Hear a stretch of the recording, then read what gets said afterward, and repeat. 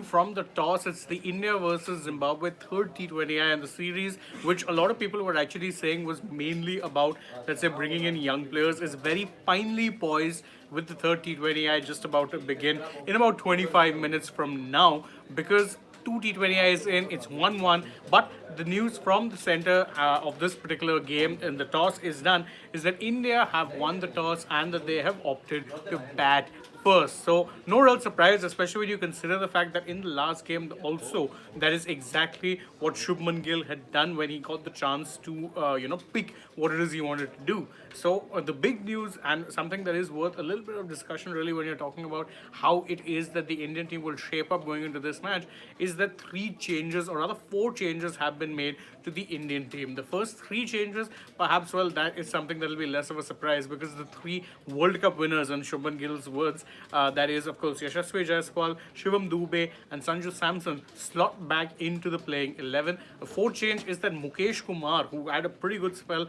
in the last game and in the first game also did fairly well. Well, he's been given a rest, so Khalil Ahmed comes back into the side, and that is, the change that is being made. It's four changes, as we said. The first three, not that much of a surprise. Mukesh being rested, admittedly a little bit of a surprise, but maybe there's also want to give enough game time to everyone. Khalil's only played one game. Maybe they thought that giving him another game right now may be a good idea. It'll be interesting to see if others as well end up getting some more game time with the in the latter parts, let's say, of the series. So, for going through the team or the playing 11s, what is pretty evident when you're looking at India's playing 11 is that, well, the balance which they've gone with is pretty much the same. In fact, they've made sure to keep multiple, let's say, bowling options in the 11, and you're only going to have two real seamers, because last game you had Mukesh Kumar and Avesh Khan. This time you've got Khalil Ahmed and Avesh Khan, who will be your two pure seam bowling options. Of course, Shivam Dube can roll his arm over if need be. And if you're looking at the other options, you've got, of course, Washington Sundar, you've got a Ravi Bishnoi, you've got an Abhishek Sharma as well, who would potentially give you, assuming he's playing. I mean, we'll know the team 11s first enough, sure enough right now. And I think if, Jaiswal is back, that means there's no Abhishek. But you do have enough options there when it comes to giving you additional overs, which seems to be the formula that the Indian team has adapted going forward, that they want to have 8 or batting options right down till number 8, even if that means compromising a pure bowler and ensuring that you fit in a part-timer in the playing 11. That itself seems to be how it is going. In fact, yeah, we have the playing 11s right now. So you've got Yashasvi. Oh, this is interesting. This is very, very interesting, because you've got Yashasvi Jaiswal and Abhishek Sharma slated as the openers, with Shubman Gill dropping down to 3 and Rituraj Gaikwad playing at 4, which means Sai Sudarshan makes his debut, then hops his way back onto the bench. If you look at the rest of the order, you've got Sanju Samson, Shivam Dube, Rinku Singh, and Washington Sundar as your 8 batting options. The pure bowlers, you've got Ravi Bishnoi, Avesh Khan, and Khalil Ahmed. As I said, 3 bowling options, which means that the rest of the bowling will be divided among the likes of Washington Sundar, Shivam Dube, and of course Abhishek Sharma. This, in fact, let's see,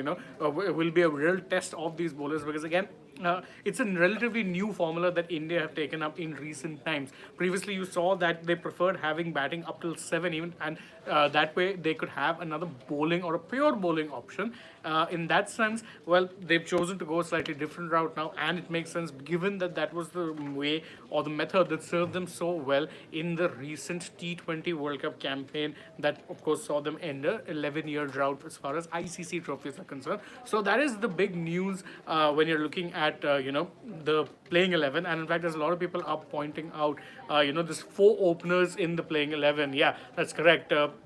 You've got Parth asking, does it make any sense to play 4 openers on the top 4? No, but I think this is very much a makeshift team. Don't forget, you'll see a couple of them drop out anyway. Once, someone like a Sky is back, once a Hardik is back, then you're going to see some of these players be moved around any which way. King D, the same question. Why are they playing 4 openers? Just drop 1 opener, no planning for future. I think there's plenty of planning for the future, and that's, in fact, what you are going to be seeing through this tournament. Freaking Awesome is saying, are we playing in the strip that we played in the first T20? T20I. I'll have to actually check that one, truth be told, because I don't think there's been any updates when it comes to that. But either which way, I don't think if you play the first T20I strip, I don't think it was that different from where it is the thing it was played last time around. Just obviously, first game, I think the shot selection was a little bad. Parth makes an interesting point saying that if Rituraj isn't in this grand scheme of things as an opener, just play Riyan Parag instead. Yeah, I would have liked to see that as well. Would have given another option, another bowling option, let's say, and of course would also be someone more suited to the middle order. Right now,